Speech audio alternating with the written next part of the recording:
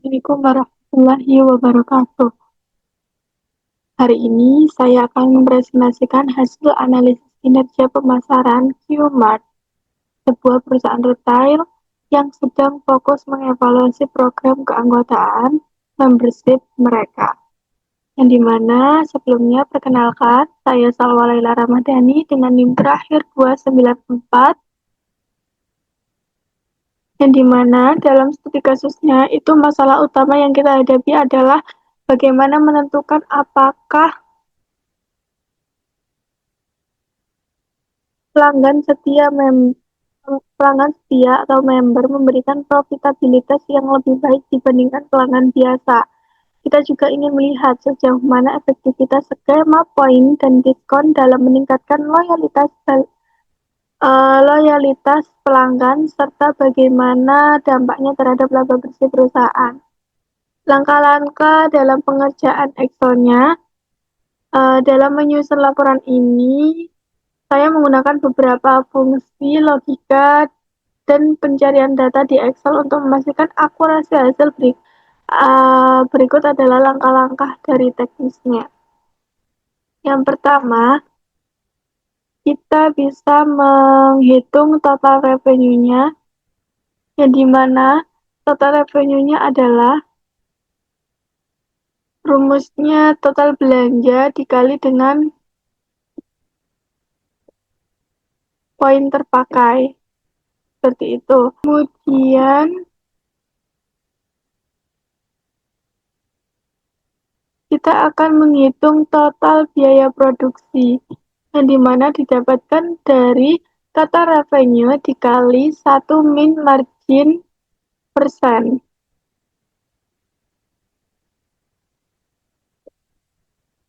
Min margin. Ini untuk margin keuntungannya adalah 15%.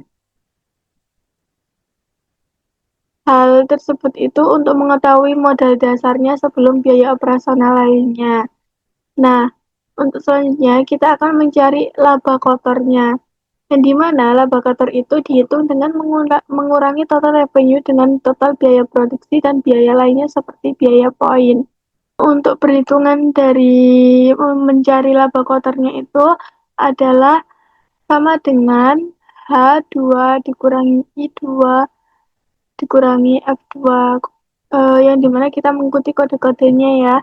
H2 itu adalah total revenue, I2 adalah total biaya produksi, F2-nya adalah poin terpakainya. Sudah, kita langsung saja ke langkah ketiga, yakni kita mencari menentukan status bonus dan segmentasinya, yang dimana saya menggunakan fungsi logika yaitu if dan and untuk menentukan apakah seseorang pelanggan layak mendapatkan reward ekstra, status bonus di sini. Kemudian selain itu, fungsi OR yang digunakan untuk mengelompokkan pelanggan ke dalam kategori loyal atau tidaknya. Jika frekuensi mereka tinggi atau memiliki status member platinum, mereka akan tergolong segmentasi loyal. Nah, untuk status bonusnya saya menggunakan rumus IFN C2, yang dimana C2 adalah ini, bagian status member. D2 adalah total belanja lebih dari 3 juta, yang dimana jika lebih dari situ akan mendapatkan voucher, jika kurang dari itu maka tidak mendapat voucher. Nah, di sini diketahui yang mendapatkan voucher itu di kas kode ID pelanggan kas 004, yang dimana dia status membernya gold dengan total belanja 3.100.000, yang dimana di sini itu lebih dari 3 juta ya. Di sini sudah diperingatkan bahwasanya lebih dari 3 juta dia akan mendapatkan voucher. Seperti itu. Dan untuk uh, hasil analisisnya bisa kita lihat dalam profil pelanggan tertinggi.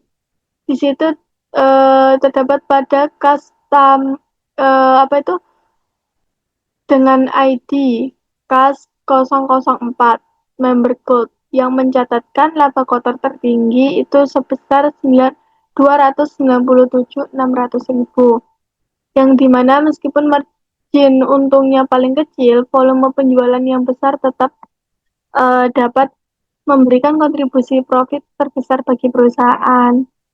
Nah, untuk yang kedua itu produk dengan laba kotor terendahnya. Nah, untuk laba kotor terendahnya kita bisa lihat di sini bahwasanya ada nilai 0 yang dimana itu termasuk ke dalam laba kotor terendahnya. Dan untuk rata-rata jumlah penjual per transaksi. Di sini kita bisa lihat frekuensi kunjungannya itu terdapat yang dimana jika kita average-kan atau di rata-rata dia rata-ratanya adalah 36. Seperti itu. Dan di sini terdapat biaya tabel pemasaran yang dimana terdapat efisiensi biaya pemasaran yang dimana datanya itu menunjukkan bahwa biaya untuk memelihara member lama itu sebesar 25.000, maaf. Member lama itu 25.000, jauh lebih murah dibandingkan mencari pelanggan baru, yang dimana di situ terdapat biaya per orangnya itu 55.000. Di sini bisa memperkuat alasan mengapa program loyalitas itu sangat krusial. Dan untuk status bonus, yang dimana hanya pelanggan tertentu seperti CAS 004 yang mendapatkan status atau dapat voucher karena memenuhi syarat belanja di atas 3 juta. Ini ya yang tadi sudah saya jelaskan. Sudah untuk mungkin itu saja presentasi dari saya. Semoga dapat menghasilkan nilai yang terbaik dan bisa bermanfaat bagi teman-teman semua. Terima kasih.